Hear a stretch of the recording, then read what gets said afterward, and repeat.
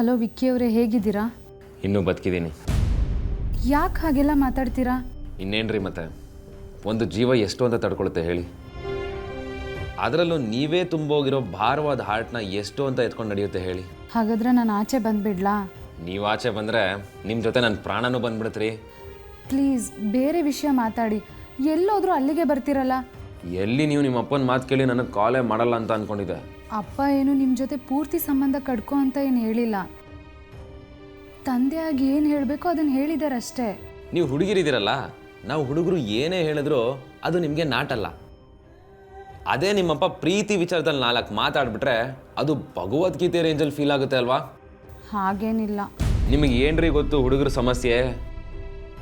ನಾನು ಚಿಕ್ಕವನಾಗಿದ್ದಾಗ ನಮ್ಮ ತಾತ ಯಾವಾಗಲೂ ಕೈಯಲ್ಲಿ ಅಡಗತ್ರಿ ಅಂತ ಇಟ್ಕೋತಾ ಇದ್ರು. ಆ ಕತ್ರಿ ಮಧ್ಯ ಅಡಿಕೆ ಇಟ್ಟು ಪ್ರೆಸ್ ಮಾಡಿದ್ರೆ ಅಡಿಕೆ ಪೀಸ್ ಆಗೋಗ್ತಿತ್ತು. ಅದನ್ನೆಲ್ಲ ಈಗ ಯಾಕೆ ಹೇಳ್ತಿದ್ದೀರಾ? ಈಗ ನನಗೆ ಅಡಕತ್ರಿಯಲ್ಲಿ ಅಡಿಕೆ ಥರ ನಾನೇ ಸಿಗಾಕೊಂಡಿದ್ದೀನಿ ಅಂತ ಅನಿಸ್ತಿದೆ.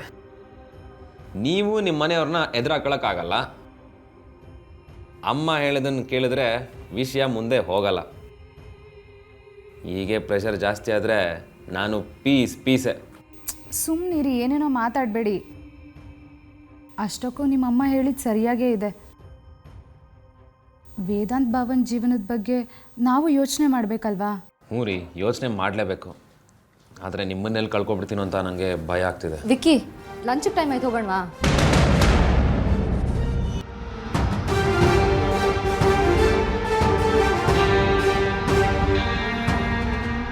ಹಲೋ ವಿಕ್ಕಿ ಅವರೇ? ಹಲೋ. ಹಾಂ ಹೇಳಿ.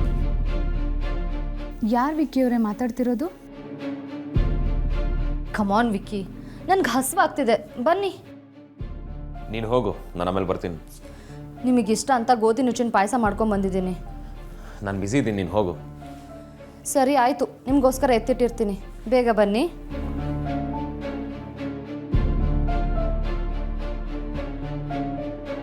ಹಲೋ ಆರತಿ ಅವರೇ.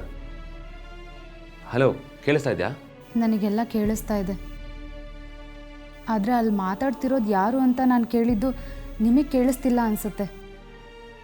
ನಿಮಗೆ ನಾನೇ ಊಟ ತಿಂಡಿ ಮಾಡಿಕೊಡೋಳು ಅಂತ ಅಂದ್ಕೊಂಡಿದ್ದೆ. ಆದರೆ ಅಲ್ಲಿ ನೋಡಿದ್ರೆ ಯಾರದು? ಅದು ಸಾರಿಕಾ. ಆರತಿ ಅವರೇ, ಒನ್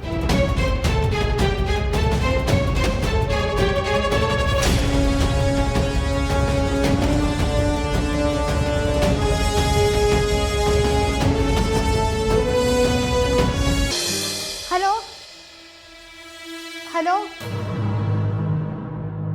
ಯಾಕೆ ಪವಿ ಅಳ್ತಿದ್ಯಾ? ವೇದಾಂತ್ ಶ್ರೀವತ್ಸ ಕಾಲ್ ಮಾಡಿದ್ರು. ಅವ್ರ ಕೆಲಸ ಬಿಟ್ಟು ಬೆಂಗಳೂರನ್ನೇ ಬಿಟ್ಟು ಹೋಗಿದಾರಂತೆ. ವಾಟ್? ಯಾಕೆ? ಅವ್ರಿಗೆ ಮದುವೆ ಆಗೋದಕ್ಕೆ ಇಷ್ಟ ಇಲ್ವಂತೆ ವೇದಾಂತ್. ಪವಿ ಎಲ್ಲೇ ಇದೆಯಾ ಈಗ? ಹಲೋ ಪವಿ, ನಾನು ನಿಮ್ಮ ಆಫೀಸ್ ಎದುರುಗಡೆನೇ ಇದ್ದೀನಿ ಕಣೆ.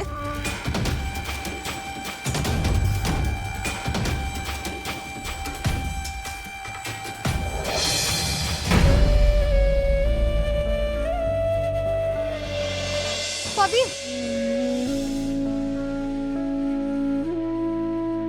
ಪವಿ ಪ್ಲೀಸ್ ಅಳ್ಬೇಡ ಪವಿ.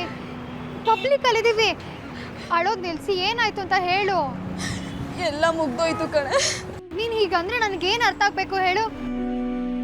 ಪ್ಲೀಸ್ ಪವಿ, ಕರೆಕ್ಟಾಗಿ ಏನಾಯ್ತು ಅಂತ ಹೇಳೆ. ಶ್ರೀವತ್ಸ ನಿನ್ನೆ ನನಗೆ ಮೆಸೇಜ್ ಮಾಡಿದ್ರು ಕಣೆ, ಬಟ್ ಅದು ನನಗೆ ಗೊತ್ತಾಗ್ಲಿಲ್ಲ. ನಾನು ಮಲಗಿಬಿಟ್ಟಿದ್ದೆ. ಎಷ್ಟೇ ಆದಾಗ ನೋಡಿ ಗಾಬರಿ ಆಗೋಯ್ತು. ಇಮಿಡಿಯೇಟ್ ಅವ್ರಿಗೆ ಕಾಲ್ ಟ್ರೈ ಮಾಡಿದೆ, ಬಟ್ ಆದರೆ ಅವರು ಪಿಕ್ ಮಾಡಲಿಲ್ಲ. ಆಮೇಲೆ ನಾನು ಅವ್ರ ಜಾಗಕ್ಕೆ ಹೋಗಿ ವಿಚಾರಿಸಿದೆ. ಆವಾಗ ಗೊತ್ತಾಯಿತು ಅವ್ರು ಊರೇ ಬಿಟ್ಟು ಹೋಗಿದ್ದಾರೆ ಅಂತ. ಏನೇ ಹೇಳ್ತಿದ್ಯಾ? ಈಗ ಸಡನ್ ಆಗಿ ಏನಾಯ್ತಂತೆ? ಯಾಕಂತೆ? ನಂಗೆ ಅರ್ಥನೇ ಆಗ್ತಿಲ್ಲ ಕಣೆ. ಅವ್ರಿಗೆ ಮದುವೆ ಇಷ್ಟ ಇಲ್ವಂತೆ, ಅದಕ್ಕೆಂತ ಸಿಲ್ಲಿ ರೀಸನ್ ಕೊಡ್ತಾ ಇದ್ದಾರೆ ಗೊತ್ತಾ? ವೇಟ್, ಮೊದಲು ಅವ್ರು ಏನು ಮೆಸೇಜ್ ಮಾಡಿದ್ರು ಅದನ್ನು ಹೇಳು. ನೀನೇ ಓದು.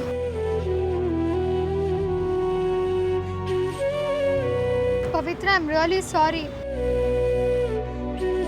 ನಾನಿವತ್ತು ವೇದಾಂತ್ ಸರ್ ಹತ್ರ ಮಾತಾಡಿದ್ಮೇಲೆ ಅಪ್ಪ ಅಮ್ಮನೆಲ್ಲ ಎದುರು ಹಾಕೊಂಡು ಈ ಥರ ಮದುವೆ ಆಗೋದು ಸರಿಯಲ್ಲ ಅನ್ನಿಸ್ತಿದೆ.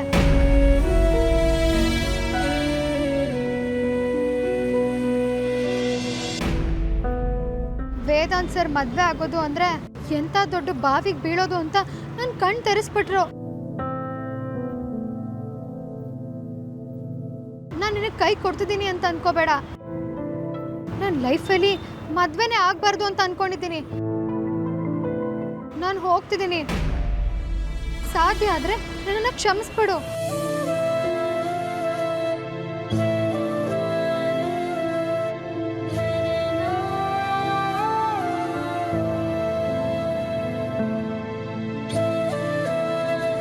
ಇವ್ನು ನನ್ನ ಜೊತೆ ಇರ್ತಾನೆ, ಇವನೇ ನನ್ನ ಮುಂದಿನ ಜೀವನ ಅನ್ಕೊಂಡು ಅಪ್ಪ ಅಮ್ಮ ಎಲ್ರೂ ಬಿಟ್ಟು ಬಂದಲ್ಲ ಅಮ್ಮ. ವಾಪಸ್ ಅಪ್ಪ ಅಮ್ಮಗೆ ಹೇಗೆ ಮುಖ ತೋರಿಸ್ಲಿ ಹೇಳು? ಸಮಾಧಾನ ಮಾಡ್ಕೊ ಪವಿ. ನಾನು ಶ್ರೀವತ್ಸ ಹತ್ರ ಮಾತಾಡ್ತೀನಿ. ಇದೆಲ್ಲ ಏನು ಹುಡುಗಾಟ ಅನ್ಕೊಂಡಿದ್ದೀರಾ ಅಂತ ಕೇಳ್ತೀನಿ. ಕನ್ವಿನ್ಸ್ ಮಾಡ್ತೀನಿ ಪವಿ, ಡೋಂಟ್ ವರಿ. ಇಲ್ಲ ಅಮ್ಮು, ಅದು ಸಾಧ್ಯ ಇಲ್ಲ ಅನ್ಸುತ್ತೆ. ಒಂದ್ಸತಿ ಕನ್ವಿನ್ಸ್ ಮಾಡೋಕ್ಕೆ ತುಂಬ ಹರಸಾಹಸ ಪಟ್ಟಿದ್ದೀನಿ. ಒಂದ್ಸಲ ಅಂದ್ರೆ ಅವರು ಅವ್ರ ಬಾಸ್ನ ಯಾವಾಗಲೂ ತುಂಬ ಫಾಲೋ ಮಾಡ್ತಿದ್ರು. ಅವ್ರ ಆಫೀಸಲ್ಲಿ ಮದುವೆ ಆಗೋದಕ್ಕೆ ಪರ್ಮಿಷನ್ ಇಲ್ಲ ಅಂತ ಹೇಳ್ತಿದ್ರು. ಏನು, ಮದ್ವೆ ಆಗೋದಕ್ಕೆ ಪರ್ಮಿಷನ್ ಇಲ್ವಾ? ಇಲ್ಲ ಪವಿ, ಆ ಥರ ಎಲ್ಲ ಏನೂ ಇಲ್ಲ. ಗೊತ್ತಿಲ್ಲ ಅಮ್ಮು, ಅವ್ರು ಹಾಗೆ ಹೇಳ್ತಿದ್ರು. ಆದರೆ ನಾನು ಅದು ಹೇಗಾಗುತ್ತೆ, ನಿಮ್ಮ ಜೀವನ ನಿಮಗೆ ಅಂತ ಅತ್ತು ಕರೆದು ಹೇಗೋ ಕನ್ವಿನ್ಸ್ ಮಾಡಿದ್ದೆ. ಈಗ ಮತ್ತೆ ವೇದಾಂತ್ ಅದೇನು ಹೇಳಿದ್ರು. ವೇದಾಂತ್ ಯಾಕೆ ಹಾಗೆ ಮಾಡ್ತಾನೆ? ಒಂದು ಕಡೆ ಅಕ್ಕನ ವಿಕ್ಕಿ ಭಾವನ ಸೇರ್ಸೋಕೆ ಒದ್ದಾಡ್ತಿದ್ದಾನಲ್ಲ. ನನಗೆ ತುಂಬ ಅಂದರೆ ತುಂಬ ನೋವಾಗ್ತಿದೆ. ಸಮಾಧಾನ ಮಾಡ್ಕೊಳ್ಳೆ, ಹೀಗೆಲ್ಲ ಮಾತಾಡಬೇಡ. ಏನೂ ಆಗಲ್ಲ. ವೇದಾಂತ್ ತಮ್ಮ ಪಾಲಿಸಿ ಪ್ರಿನ್ಸಿಪಲ್ಸ್ನ ಎಲ್ಲರ ಮೇಲೂ ಹೇರಕ್ಕಾಗಲ್ಲ. ಒಂದು ಕಡೆ ಮದುವೆ ಮಾಡ್ಸೋಕೆ ಪ್ರಯತ್ನ ಪಟ್ಟು ಇನ್ನೊಂದು ಕಡೆ ಮದುವೆ ಮುರಿಯೋಕೆ ಹೇಗೆ ಸಾಧ್ಯ ಹೇಳು? ನೋಡು, ಈ ಶ್ರೀವತ್ಸನ್ ಪಾಠ ಕಲಿಸ್ಲೇಬೇಕು. ಅವರೇ ಇಲ್ಲ ಅಂದಮೇಲೆ ಲೈಫಲ್ಲಿ ಏನಿದೆ ಅಮ್ಮು? ಲೈಫ್ ಇದೆಯಲ್ಲ ಪವಿ, ಅದಕ್ಕಿಂತ ಇನ್ನೇನು ಬೇಕು? ನೀನು ಅವನಿಗೆ ಆಪ್ಷನ್ ಆದ್ರೆ ಅವನು ನಿನ್ನ ಪಾಲಿಗೆ ಅಷ್ಟೇ ಅನ್ಕೋ. ನಾವು ಹುಡುಗಿರು ಮೊದಲಿನ ಥರ ಆಗಿದ್ದನ್ನೆಲ್ಲ ಸಹಿಸ್ಕೊಂಡು ಅಂದಿದ್ದನ್ನೆಲ್ಲ ಅನಿಸ್ಕೊಂಡಿರೋ ಅಗತ್ಯ ಇಲ್ಲ. ಕಾಲ ಬದಲಾಗಿದೆ. ನಾವು ಸ್ವತಂತ್ರವಾಗಿ ಬದುಕ್ಬೋದು. ಅನ್ಯಾಯ ಆಗಿದೆ ಅಂತ ಅಳ್ಮುಂಚಿ ಥರ ಕೂರೋ ಬದಲು ಇಂಥವ್ರಿಗೆಲ್ಲ ಸರಿಯಾಗಿ ಬುದ್ಧಿ ಕಲಿಸ್ಬೇಕು ಪವಿ.